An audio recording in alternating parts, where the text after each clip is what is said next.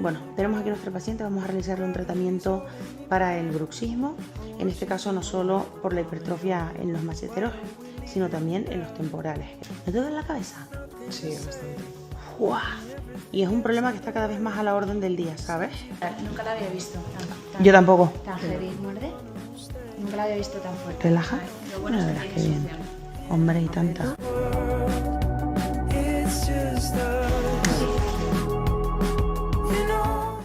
Ya hemos realizado el tratamiento en temporal, ahora vamos a realizarlo en macetero. Me resulta increíble que nunca te hayas tratado eso por miedo, ¿eh?